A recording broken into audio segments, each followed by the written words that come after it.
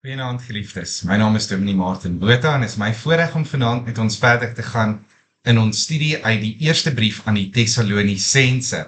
Vandag is die 6de Maart en ons gaan vanaand begin met die tweede brief aan die Thessalonisense, 'n brief waaroor ek baie opgewonde is, 'n baie interessante paar gedagtes wat ons met mekaar gaan deel vanaand en as die Here wil groot seën wat dit vir ons voorhou.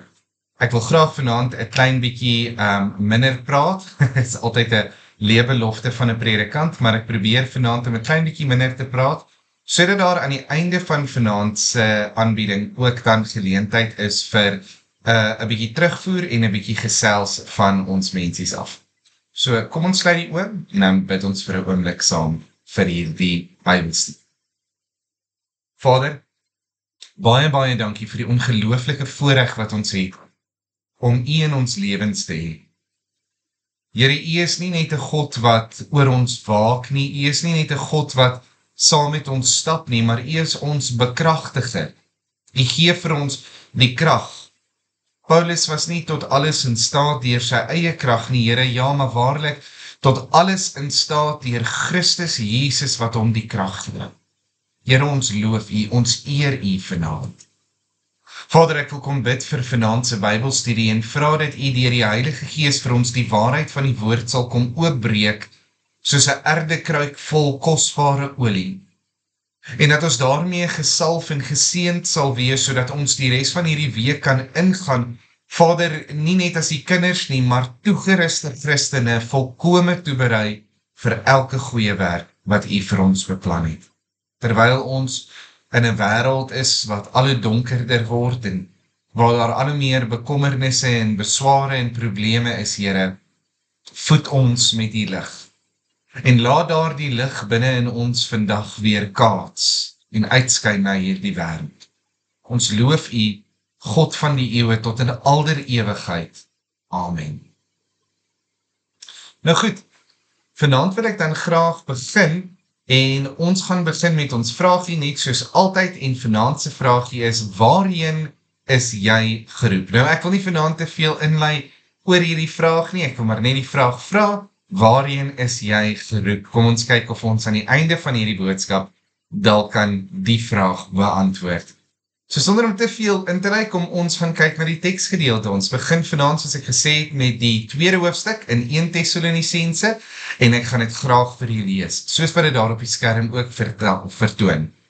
Daar staan, julle weet tog self, broeders, dat ons ingang by julle nie te vergeefs was nie.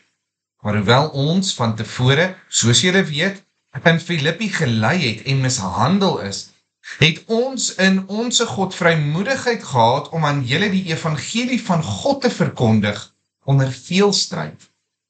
Want ons vermaning was nie uit dwaling of uit onsuiverheid of uit bedrog nie. Maar soos ons deur God waardig geag is, dat die evangelie aan ons toevertrou sou word, so spreek ons. Nie om mense te behaag nie, maar God wat ons harte beproef. Want ons het, soos julle weet, ons nooit met vleitaal opgehou, of met bedekte hebsig nie. God is getuie. Ons het ook nie eer van mense, of van julle, of van ander gesoek nie, al kon ons, as apostels van Christus, met gesag optree. Maar ons was vriendelik onder julle, soos 'n pleegmoeder haar kinders koester. Terwyl ons na julle verlang het, was dit ons aangenaam om aan julle nie alleen die evangelie van God mee te deel nie, maar ook ons eie lewe, omdat julle vir ons dierbaar geword het. Julle onthou tog, broeders, ons arbeid en inspanning, want terwyl ons nag en dag gewerk het om niemand van julle te beswaar nie, het ons die evangelie van God aan julle verkondig. Julle is getuies en God, hoe heilig en regverdig en onberispelik ons gedraai teenoor julle wat glo. Hoe ons, soos julle weet, nie soos 'n vader sy kinders elkeen van julle vermaan en bemoedig het, en betuig het dat julle waardiglik moet wandel voor God, wat julle tot sy koninkryk en heerlikheid roep. Nou ons gaan vanaand net hierdie eerste 12 verse lees, en as ek sê net die eerste 12 verse, dan weet ek dat dit eintlik onkarakteristies is van hierdie Bybelstudie. Want gewoonlik in hierdie Bybelstudie kyk ons net na 1 of 2 versies, en binne in daardie 1 of 2 versies vind ons dan so 'n magdom van waarheid en dinge om te bepeins en te bespreek en te bedink, dat ons amper nie verby meer as 1 of 2 van die versies kan beweeg nie. Vanaand het ek het egter goed gedink om 12 verse met ons te bespreek, en vir 'n baie goeie rede, in my opinie. Die rede daarvoor is dat al 12 hierdie verse eintlik saambind in een argument wat Paulus besig is om te vorm met hierdie gemeente. Hy is in 'n sin besig om die gedagte aan te spreek dat daar mense in hierdie gemeente ingekom het wat hulle om die bos wou lei. Mense wat die evangelie verkondig het vir hulle eie gewin. Mense wat die evangelie verdraai het om by hulle eie begeerlikhede te pas. Mense wat allerlei dinge gedoen het wat net so bietjie afgewyk het van die waarheid af. En Paulus is nie blind vir die gedagte of doof vir die feit dat hy ook maar net 'n stem in Thessalonika is. Net so geldig as wat sy argumente miskien vir hierdie mense kon klink. So geldig het Piet en San en Koos wat daar kom boodskappe lewer het sy argumente ook vir hulle geklink. En dis vir Paulus moeilik om vir hulle te verduidelik waarom hulle eerder na hom moet luister as wat hulle na byvoorbeeld een van hierdie dwaalpredikers moes luister. Dit is vir my 'n baie relevante vraag, selfs in die kerk vandag. Hoekom luister na die boodskap van 'n predikant en nie die talle duisende mense wat hulle weerspreek op YouTube en op al die ander sosiale netwerke nie? Vandag het dit moontlik geword vir elke individu om 'n platform te kry om mense te bereik. Almal het 'n opinie en almal deel daardie opinie. Elke dag is daar 'n nuwe video van mense wat een of ander navorsing gedoen het, of mense wat tot een of ander insig gekom het, en baie mense om die bos lei met hierdie video's wat onder 'n skyn van heiligheid is. Selfs in ons kerke is dit partykeer moeilik om te diferensieer aan watter kerkgenootskap moet ek behoort. Watter evangelis kan ek vertrou? Watter dominee praat die waarheid en watter is besig om my om die bos te lei, want selfs die predikante stem nie altyd met mekaar saam. Veral nie tussen denominasies nie. Hoe kom ek by die waarheid uit? En ek dink dat Paulus in hierdie 12 verse, terwyl hy besig was om sy eie boodskap te verdedig en die boodskap wat hy aan hulle gebring het en die waarheid wat hy met hulle gedeel het aan hulle te verdedig, dink ek onttrek Paulus ook vir ons 'n padkaart wat ons kan volg om te sien hoe dinge lyk wanneer dit die waarheid is. Hoe identifiseer ek die waarheid? En terwyl hy besig is om dit te verduidelik, en dis waar ons by die vraagie uitkom wat ek hier aan die begin gevra het, terwyl hy besig is om dit te verduidelik, kom hy uit by die boodskap wat hy graag aan hierdie Thessalonisense wou kom lewe. Nie net die evangelie in die sin van dat hulle tot bekering moet kom en dat hulle gered moet word nie, maar dat hulle ook binne in hulle redding geroep is na iets meer. Met ander woorde, die Here het hulle nie net gered en gelos nie, maar die Here het 'n plan met elke kind van God. En daardie plan moet uitgevoer word. En dis waartoe Paulus hulle dan roep. So, sonder om te veel verder daaroor in te lei, kom ons gaan kyk na hierdie gedeelte versie vir versie.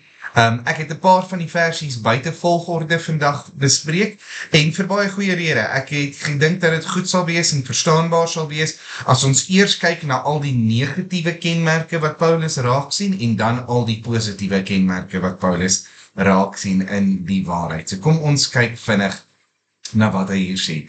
Die eerste versie waarna ons gaan kyk staan in 1 Thessalonisense 2 vers 1 tot 2, en daaronder het ek die versie vir ons neergeskryf. Hy sê, julle weet tog self, broeders, dat ons ingang by julle nie te vergeefs was nie, maar alhoewel ons van tevore, soos julle weet, in Filippi gelei het en mishandel is, het ons in onze God vrymoedigheid gehad om aan julle die evangelie van God te verkondig onder veel stryd. Nou, Paulus is besig om vir hulle hier iets te sê wat hulle wel weet, en hy maak nou nogal baie pertinent seker om vir hulle te sê, maar broeders, julle weet hierdie dinge, julle verstaan hierdie dinge, en 'n mens wil amper ervaar hoe Paulus vir hulle sê, hoekom het julle nie self by die afleidings gekom waar julle moes uitkom nie, maar kom ek help julle maar in elk geval. En die afleiding wat hy maak is, hy begin deur te sê, julle weet dat ons hier aangekom het van Filippi af. Nou, die brief aan die Filippense is 'n wonderlike, sagte, liefdevolle brief wat Paulus skryf aan hierdie gemeente. En wanneer 'n mens Filippense lees, dan kom 'n mens agter dat Paulus 'n spesiale liefde vir hierdie mense gehad het. Hy was werklik baie lief vir elkeen gewees in daardie gemeente. Vandag nog verwys mense na dit as die liefling gemeente van Paulus. En net omdat Paulus se getuienis van liefde teenoor hierdie mense so wonderlik en so goed is, beteken nie dat Paulus se tyd in Filippi so goed is nie. Jy sien, die kerk daar was wonderlik. Die kerk daar het vir hom oop deure gemaak, en vir die mense binne in die kerk in Filippi het Paulus ongelooflik baie beteken. Maar Paulus se geskiedenis in Filippense is nie 'n goeie geskiedenis nie. Inteendeel, die mense in Filippense het vir Paulus en vir Silas en sy genote wat saam met hom geloop het, uit die dorp uitgejaag. En daarom sê Paulus, jy sal sien ek het hierdie ark hierso gesit. Hierdie ark hier is die bekende ark van Filippi. Hy staan vandag nog, en dit was soos die poort waardeur jy by hierdie stad ingeloop het. Aan die bokant staan daar Philippoi, wat ironies genoeg broederliefde beteken. Phileo is die woord vir broederlike liefde, en hierdie is Philippoi, met ander woorde die stad van broederlike of vriendelike liefde. Maar Paulus het nie die vriendelikheid en die liefde in hierdie stad ervaar nie, glad nie, amper die teenoorgestelde. Paulus beskryf in vers 1 en 2 dat hy in hierdie stad lyding en mishandeling ervaar het. Nou hier het ek sommer so 'n bloederige hand hier gesit om lyding voor te stel, en so 'n gebalde vuis van woede wat die belediging of die mishandeling voorgestel het. Nou as mens na daardie twee woorde kyk, dan besef 'n mens die erns waarmee Paulus verwys na, maar hoe sleg dit vir hom was toe hy Filippi gelos het. Die mense daar het in 'n groot groep by mekaar gekom om hom te vervolg, en het hom so weggedryf dat hy letterlik uit hierdie dorp uit moes vlug. En die woord wat hy gebruik vir lyding is 'n woord wat beteken om konstant in pyn te wees. So hy was, terwyl hy daar was, konstant in pyn. En dan die woord vir mishandeling is amper nog erger. Die woord wat hy daar gebruik, verwys na 'n woord wat sê dat hulle het my beledig, hulle het my afgebreek, hulle het my sleg behandel, hulle het my seer gemaak. Dis amper, as die Engelse dit nou so mooi kan uitdruk, insult to injury. En in hierdie versie noem Paulus die insult en die injury. Hy was onder lyding, die injury, en hy was beledig of mishandel, die insult.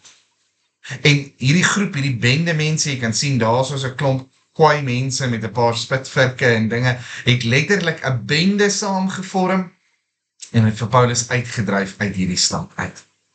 En Paulus sê dat ten spyte daarvan, het hy nie gereageer, soos wat 'n mens sou dink hy reageer nie. En dis nogal iets wat 'n mens baie sien binne in die skrif, en baie binne in kinders van die Here, wie se lewens vir ons in die skrif opgeteken is. Terwyl die normale mens, wil ek amper sê, die gemiddelde man op straat, definitief op een manier sou reageer die kind van God baie keer onder leiding van die Here, gevul met die Heilige Gees, op 'n heeltemal 'n ander manier.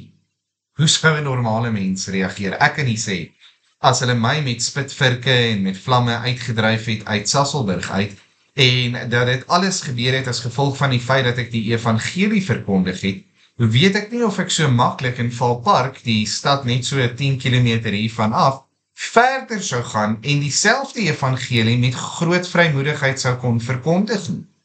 Ek sou, en ek wil amper sê mensliker gewys, dink ek, baie gesukkel het met die idee dat ek in gevaar is, dat ek in lewensgevaar is, dat hierdie mense my wil doodmaak, dat hulle ondankbaar is, en dat ek eerder maar ver moet gaan om die evangelie te gaan verkondig, na 'n groep mense wat dit dalk wil hoor. maar nie Paulus nie. Paulus reageer nie so nie. Paulus bly nie stil nie. Paulus vlug nie baie ver weg nie. Paulus doen niks wat 'n mens sou verwag nie. Inteendeel, Paulus doen amper presies die teenoorgestelde. Paulus vlug na Thessalonika toe en toe hy in Thessalonika kom, toe begin hy daar om te preek. En Paulus beskryf in hierdie gedeelte sy prediking en sy ontvangs daar. Hy sê, en dis die rede waarom hulle so lekker ingehaak daar staan as hulle hom luister, terwyl hy nou maar voorgestel word deur hierdie mannetjie wat daar staan en preek. Hy sê dat toe hy daar was, het hy met groot vertroue en vrymoedigheid en sekerheid die evangelie van die Here Jesus verkondig. En hierin sien ons ietsie kosbaars.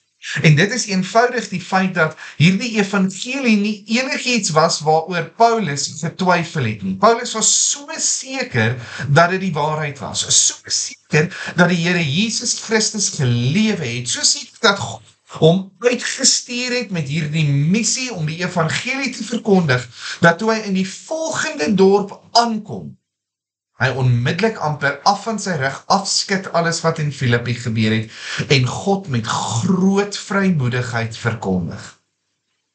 En dan is daar iets wat interessant is. Paulus in vers 1 en 2 sê nie dat dit aanvanklik wonderlik gegaan het nie. Ja, die Filippense het hom die Thessalonisense het hom ontvang met liefde en openhartigheid.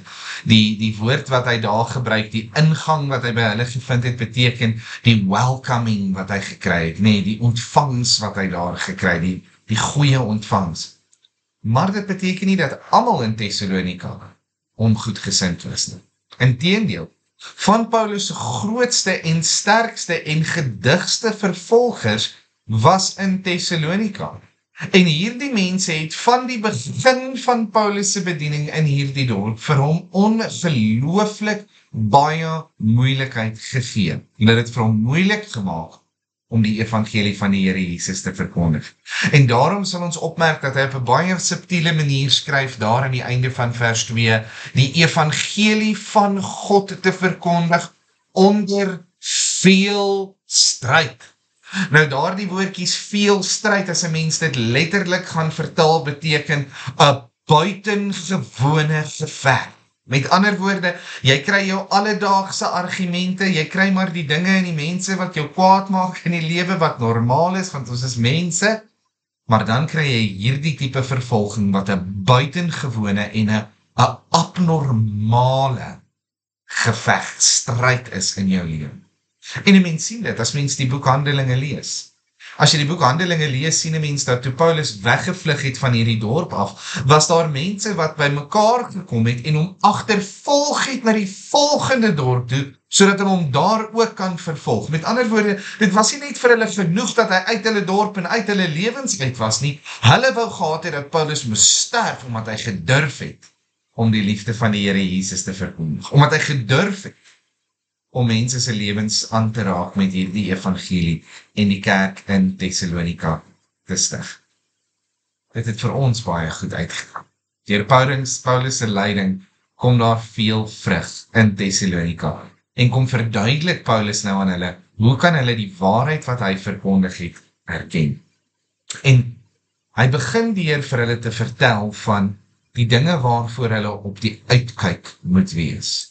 Nou ek het vir ons hier 'n prentjie gesit, ek weet nie wie daardie man is nie, maar hy het sommer vir my gelyk soos 'n bietjie van 'n scary mens, en daarso het ek toe nou alles gesê wat Paulus sê, wat hierdie mense doen. Hy sê daar aan die onderkant van hierdie skyfie, want ons vermaning was nie uit dwaling, of uit onsuiverheid, of uit bedrog nie, maar soos ons deur God waardig geag is, dat die evangelie aan ons toe vertrou sou word, so spreek ons, nie om mense te behaag nie, maar God wat ons harte beproef.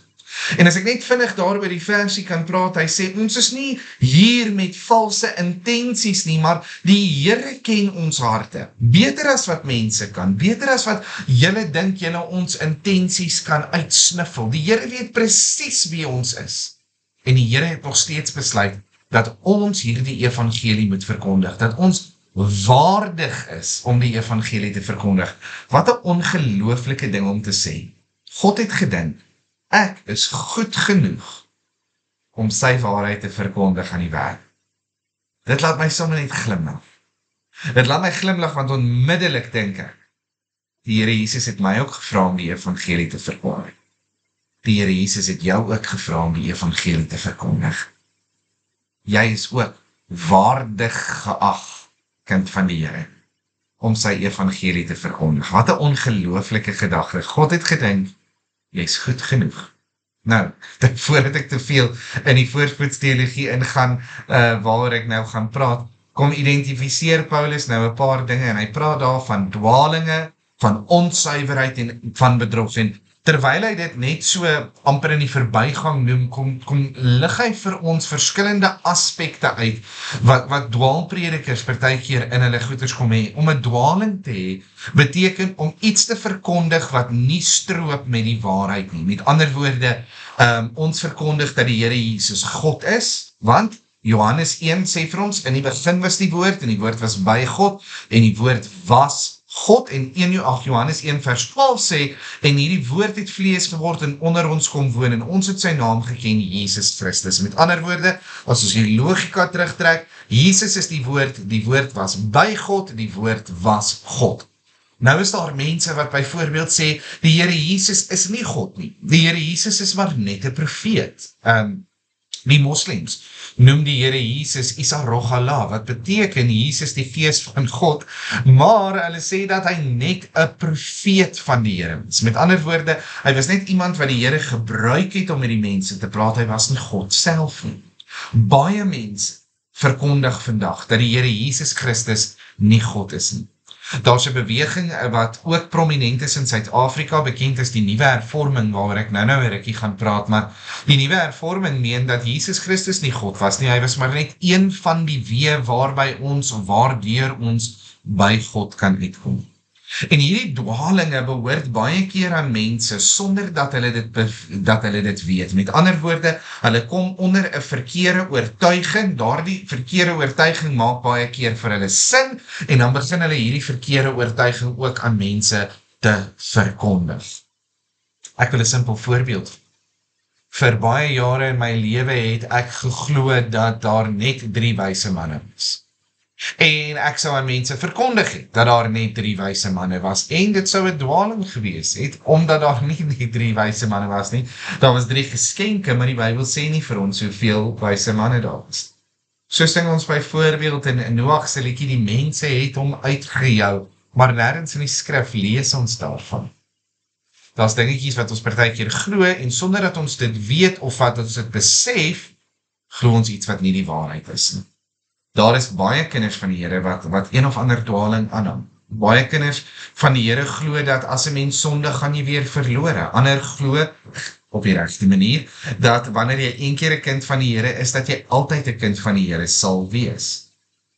Daar's baie mense wat hierdie dwalings aanhang met goeie harte, mense wat goeie gesindhede het en goeie Christene is. So 'n dwaling, wil ek amper sê, is op die laagste vlak van hierdie slegte dinge wat gebeur. 'n Dwaling is nie goed of mooi of reg of verskoonbaar nie. Elke kind van die Here moet die woord ondersoek, moet by die waarheid uitkom, moet die waarheid kan verkondig, moet soos Paulus met sekerheid die dinge kan sê wat hulle sê. Maar 'n dwaling is baie keer in onkunde verkondig. Die tweede ene is onsuiverheid. Nou, onsuiverheid beteken onvolmaak, nie heeltemal reg nie. Daar is gedeeltes in wat die waarheid is, en dan is daar gedeeltes in wat nie die waarheid is nie. En hierdie onvolmaakte onsuiverheid, hierdie valsheid wat partykeer ingekom het in mense se prediking, het baie keer ingekom nie as gevolg van bose intensies nie, maar as gevolg van die feit dat hulle baie sterk in 'n tradisie of in 'n godsdiens of in een of ander beginsel groot gemaak is, en dat hulle daardie beginsel of tradisie of wat ook al wou deurdra tot in hulle godsdiens. Ons moet besef, dit was moeilik vir hierdie mense om totaal en al van een godsdiens na 'n ander te skuif. Van een manier van dink na 'n ander manier van dink te skuif. En daar het baie keer van hierdie onsuiverhede in die kerk ingesluip. Een van die onsuiverhede wat deur die Jode ingeslyp het, was byvoorbeeld die Judaïseërs wat geglo het dat die Here Jesus Christus maar net 'n weg is vir jou om by die Joodse geloof aan te sluit. So, die Here Jesus Christus red jou genoeg dat jy soos 'n Jood die wet moet onderhou om gered te kan. En dan die laaste enetjie is onverskoonbaar. En dit is bedrog. Nou bedrog doen 'n mens nie in onkunde. Hierdie bedrog of bedreery beteken om doelbewus iemand van die waarheid af te lei. Daar was sulke mense ook. Mense wat 'n geleentheid gesien het om die evangelie te gebruik om geld te maak en om mag en gesag oor ander mense uit te oefen. Mense het die waarde van die evangelie gesien om politieke gewin te kry. Mense het die waarde van die evangelie gesien om allerhande dinge te doen. Ek dink sommer so vinnig aan Keiser Augustus wat in die wolke gesien het die Christus monogram, die P met die X deur, en Christenskap as die staatsgodsdienst van Rome verklaar het. Nie omdat hy tot inkeer gekom het en bewus geraak het van sy verlorenheid as 'n sondaar en die Here Jesus aangeneem het as sy persoonlike verlosser en saligmaker nie, maar omdat hy gedink het dat die Here vir hom oorwinning oor sy vyande sou gee en dat hy die ondersteuning van sy mense sou kry. So, daar is baie bedrog ook gewees. Nou Paulus kom brei uit op hierdie tipe dinge, soos wat ons deur die res van hierdie hoofstuk lees. En ek het nou nie elke liewe versie, elke liewe woord gaan uithaal nie, maar ek het vir ons 'n opsomming gemaak van die dinge wat hy sê, ons voor versigtig moet wees. En heel bo sê hy, pas op vir die mense wat mense behaag. Inteendeel, as jy die gedeelte weer gaan deurlees, 1 Tessalonisense 2 vers 1 tot 12, gaan jy agterkom dat Paulus die mense behaag aspek amper 2 keer of 3 keer aanhaal. Dit was vir hom baie belangrik dat mense moes besef dat hy nie gaan heeltemal verander om by die mense te pas nie, want sy doel was nooit gewees om die mense te behaag nie. Hy was nooit daar gewees om het vir die mense beter en makliker en lekker te maak. Hy was daar gewees om die waarheid van die evangelie te verkondig. Dit was al.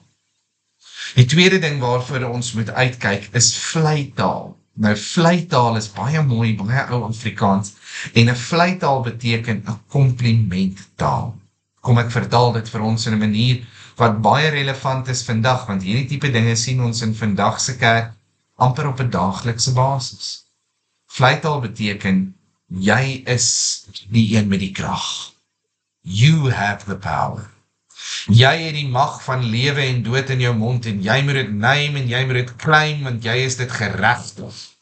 Jy is 'n koningskind en jy mag vir siekte, die weer, omstandighede, finansies, alles beveel wat om te doen. Engele staan in jou diens. Jy is volmaak, jy is sonder foute, jy is sonder enige probleme, jy het nodig om niks te verander nie. Die Here vat jou net soos wat jy is. Die Here wil jou net so los ook. Jy is eintlik volmaak. Ek gaan later 'n man aanhaal wat gesê het, you don't have God in you, you are a God. En dis verskriklik om te dink dat mense sulke dinge sê, maar die wêreld vreet hierdie dinge op soos soetkoek.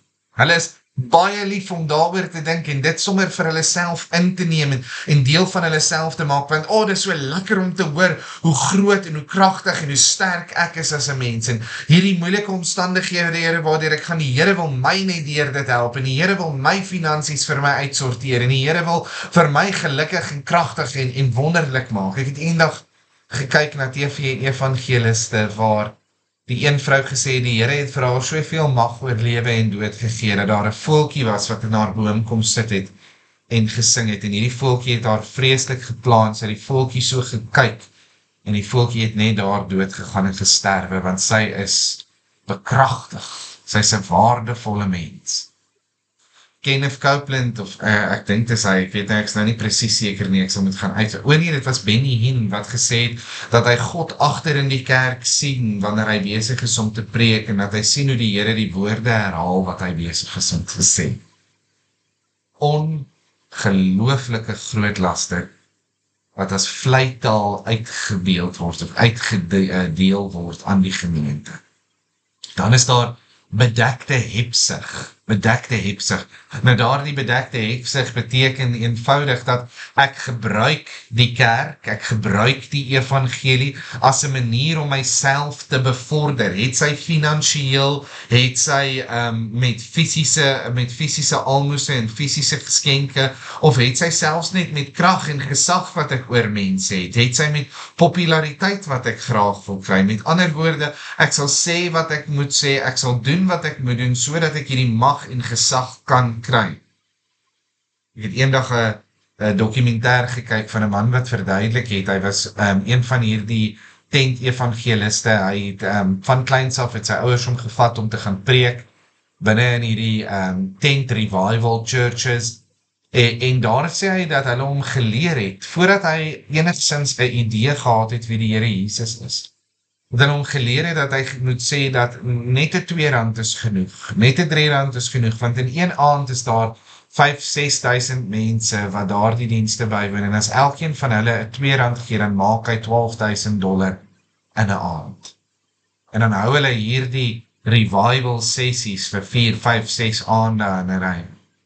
En dis nog behalwe die mense wat nie R2 ingooi nie, maar wat so opgewerk is en so emosioneel gestimuleer is, dat hulle beursies daar ingooi, karlisensies daar ingooi, al hulle besittings en geld ingooi.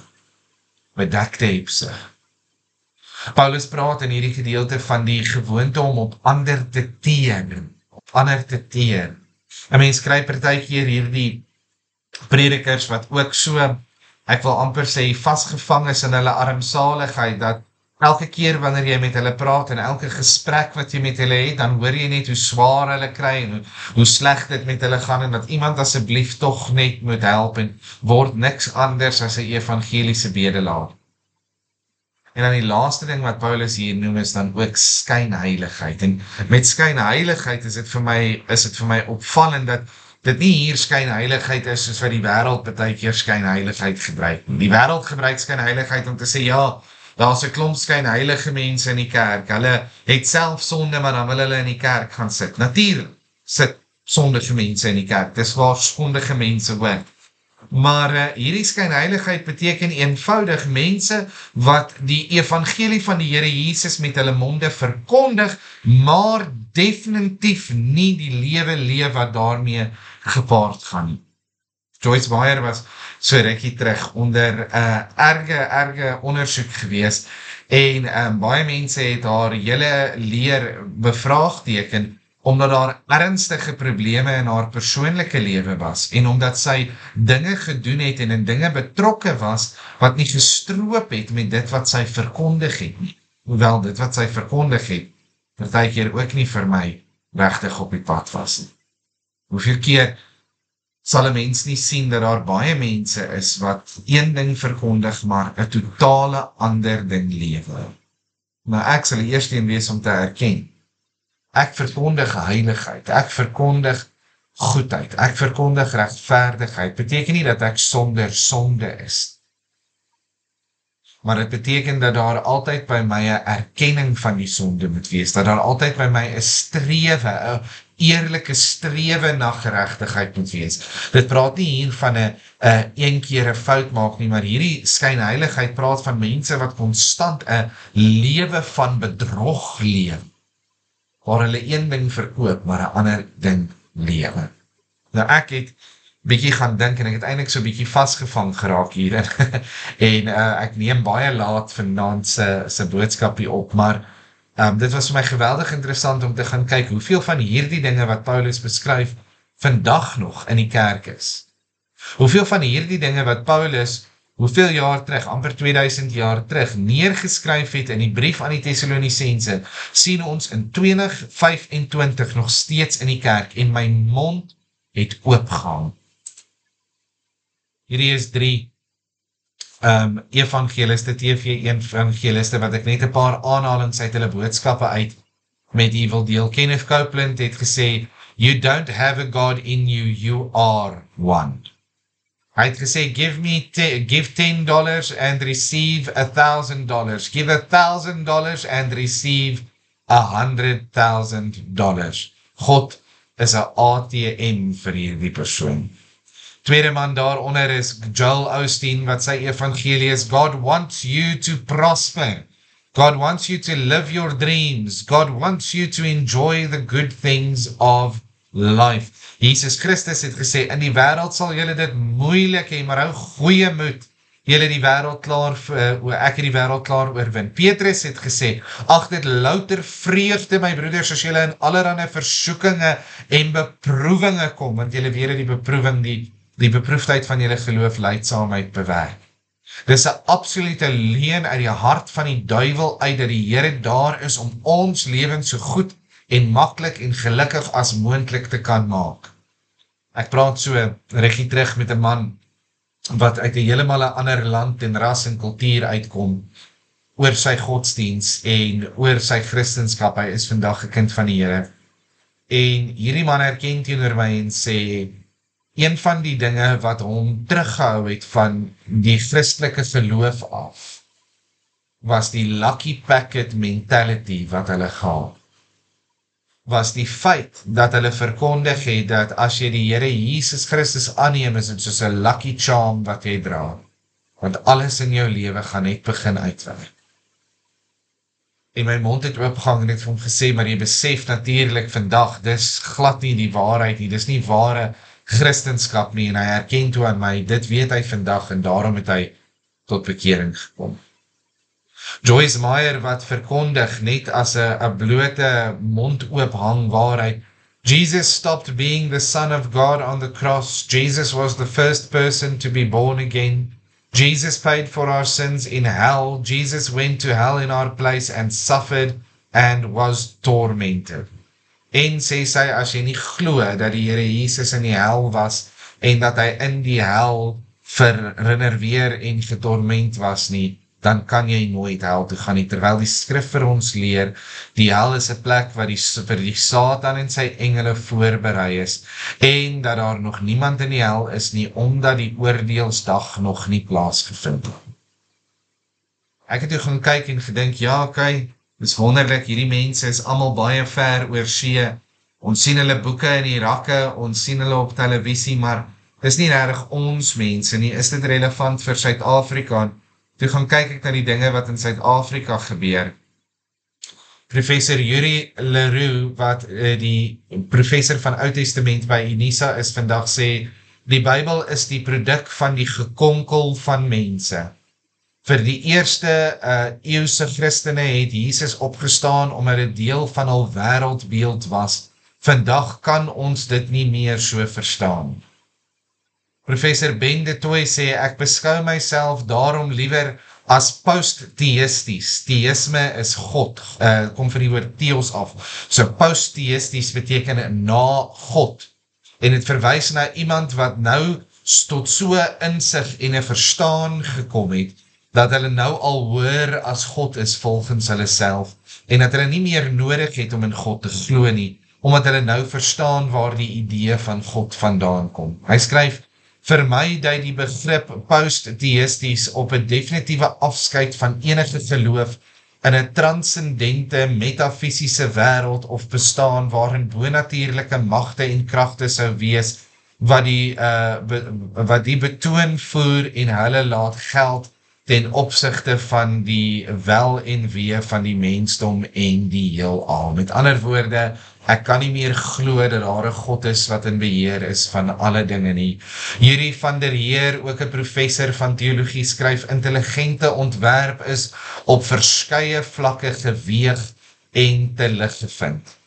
In die NG Kerk se synode van 2003 staan daar, kan nie Jesus se maagdelike geboorte bevestig of verwerp nie. Dis aangevoer deur Pieter Botha en Pieter Crawford.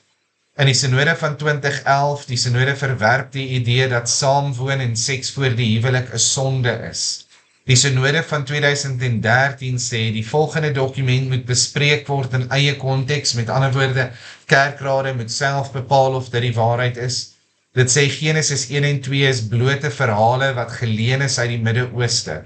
Skrywers se verstaan van die skepping was ongevorderd. Genesis is na die ballingskap geskryf. Die mens het dierlike voorvaders gehad. 'n totale wegbeweeg van die Here af. Mense wat die waarheid eenvoudig net nie meer glo nie en dit so verkondig. En wat vir my ongelooflik gevaarlik is, kommerwekkend is hierdie mense is professors en doktors van teologie. Die mense wat predikante oplei. Die mense wat die volgende generasie van ons herders en ons leiers moet oplei. En nou moet ek daarom sê, dat dit 'n kleiner minderheid van hierdie uitstaanders is in die universiteite vandag, en vir die grootste deel 'n mens nog steeds ordentlike opleiding kan bekom in Suid-Afrika. Maar het is kommerwekkend dat hierdie tipe dinge openlik binne in ons land verkondig en gesê word. Dan kom praat Paulus dan nou eerder, en hierop wil ek amper bietjie meer fokus terwyl ek min tyd oor het. Kom praat Paulus oor waarvoor moet ons dan uitkyk. In 1 Thessalonisense 2 vers 4 sê hy, maar soos ons deur God waardig geag is, dat die evangelie aan ons toevertrou sou word, so spreek ons nie om mense te behaag nie, maar God wat ons harte beproef. En hierin sien ek 2 eienskappe van die ware evangelie. Ek sien dat dit verkondig word deur mense wat geroep is deur die Here. Mense wat besef dat God hulle goed genoeg gemaak het om die evangelie te verkondig. Dat jy nie 'n graad nodig het om dit te kan doen nie, dat jy nie nodig het om in diep teologiese of akademiese gesprekke betrokke te raak nie, maar dat jy goed genoeg kan wees, want die Here het gesê jy is goed genoeg om die evangelie te verkondig. Dis mense wie se lewens so openlik is, so eerlik is, so reguit is, dat hulle aan die Here kan sê, dit is U Here wat ons harte kom deursoek. U kyk na die binnekant, U weet wat van hier aan waar mense nie kan wees nie, en daarom, Here Jesus, kan ek dit op U toe vertrou en sê, hierdie is die lewe wat ek lewe. Kom kyk asseblief daarna, en kyk of daar bedrog is. Verder sê hy, dat in vers 7, maar ons was vriendelik onder julle soos 'n pleegmoeder haar kinders koester. En dit praat van die gesindheid van hierdie ware verkondiger. Die gesindheid is nie een van uittrap nie, die gesindheid is nie een van verheftheid nie. Ek wil nie vir almal wys ek is hoër en slimmer en meer gevorderd nie. Ek wil nie vir almal wys ek is beter en heiliger en erger nie, maar soos wat 'n moeder vriendelik haar kinders bymekaar maak, so is hierdie ware verkondiger vriendelik en koester die mense aan wie hy verkondig. In vers 8 sê hy, terwyl ons na julle verlang het, was dit so aangenaam om aan julle nie alleen die evangelie mee te deel nie, maar ook ons eie lewe, omdat julle vir ons dierbaar geword het. En hier sê Paulus basies, ons verlang na julle, want ons het vir julle lief geraak, en terwyl ons vir julle lief geraak het, omdat ons saam met julle geleef het, het julle in ons lewens gesien, dat daar 'n verandering is. En ek dink dis seker een van die grootste kenmerke van 'n ware boodskap, en dit is dat dit gedra word deur iemand wat self daardeur veranderd is. En hier wil ek net vir 'n oomblik stil staan en sê, as jy graag die ware evangelie aan mense wil verkondig, leef dit eers. Charles Spurgeon het gesê, nobody can do more harm than a Christian to the kingdom of God. Dis nou nie 'n direkte aanhaling. Die Here Jesus het vir ene fariseërs gesê, dit sal vir jou beter wees as jy immigreer na 'n ander land toe en nooit oor die evangelie praat nie, as wat jy hierdie lewe lei en dan die evangelie wil kom verhaal. Maar Paulus sê, ons het vir julle lief geraak, en julle het in ons nabyheid, in ons lewens het julle gesien, hoe ons veranderd is deur hierdie evangelie. In 1 Thessalonisense 2 vers 9 sê hy, julle onthou tog, broeders, ons arbeid en inspanning, wat terwyl ons nag en dag gewerk het om niemand van julle te beswaar nie, het ons die evangelie van God aan julle verkondig. En hier kom praat hy net van hulle houding. Hulle was werkende mense gewees, hulle het hard gewerk. Hulle het nie op hulle staat gemaak en op hulle geteer en vir hulle was van hulle afhanklik gewees vir inkomste en vir al hierdie dinge, sodat hulle die evangelie kon verkondig nie. Ja, die bedienaar is sy loon werd. Ja, ons moet mense betaal, evangeliste ondersteun, maar Hulle het nie op hierdie mense geteer nie, hulle wou nie op hulle ryk word nie, hulle het hard gewerk, sodat hulle niemand hoef te beswaar nie, sodat hulle niemand 'n las moet voorwees. 1 Tessalonisense 2 vers 10 tot 11 is vir my seker een van die kosbaarste gedeeltes. Eerste vers 10 daaronder sê, julle is getuies en God. En ek wil net daar so vir 'n oomblik stil staan, hoe braaf moet jy wees om te sê, almal van julle en die Here, kom sit in die getuiebank en getuig hoe heilig en regverdig en onberispelik ons verdra het teenoor julle wat glo. Heilig, regverdig en onberispelik, sonder dat daar fout is, ons gedra het. En hoor wat sê dan in vers 11, hoe ons, soos julle weet, net soos 'n vader sy kinders, elkeen van julle vermaan en bemoedig het. Hy sê, net soos wat 'n pa partykeer met sy kind moet hard praat, maar dit in liefde doen en hom aanmoedig om die goeie dinge te doen, net so het ons na julle toe gekom in liefde en ons het vir julle verkondig wat die waarheid is. Ons het julle kom sê dat hierdie is die dinge wat ons graag wil hê julle moet doen, want ons is lief vir julle. Doen dit asseblief soos wat julle dit doen. Ons is hier om julle te ondersteun. En dan sê hy wat hulle verkondig het.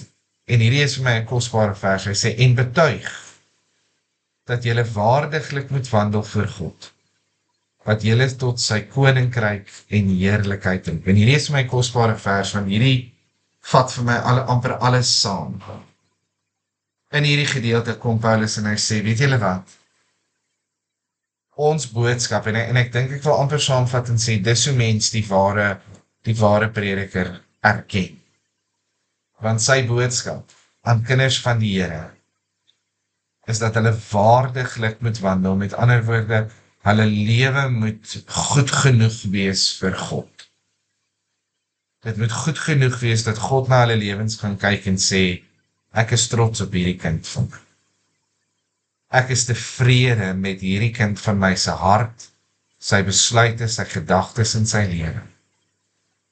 En hulle moet verkondig dat ons hierdie wandel moet wandel, want ons is geroep tot sy koninkryk en tot sy heerlikheid.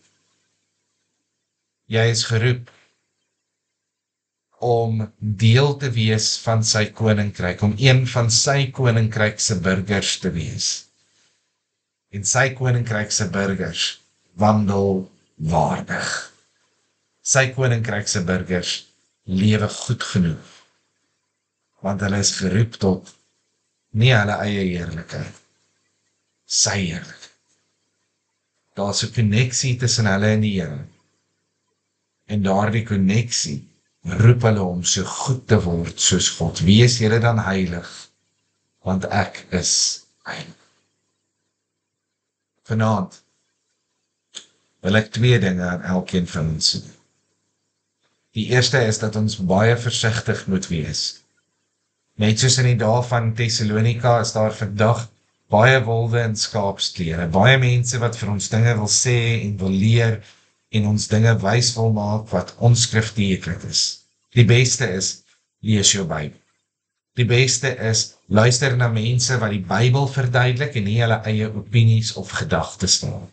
Luister na mense wat sê wat Paulus gesê het en Jesus gesê het en Moses gesê het, en na wat hulle sê die waarheid is. Kyk na hulle intensies. Maak seker dat hulle die Here aanbid, dat hulle lewens leef wat by hierdie boodskap van hulle pas. En dan maak seker dat hulle boodskap die ware evangelie boodskap is.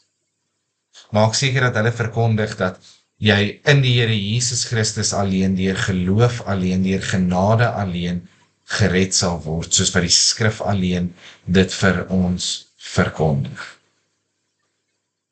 En maak seker hulle verkondig aan jou dat jy waardiglik moet wandel.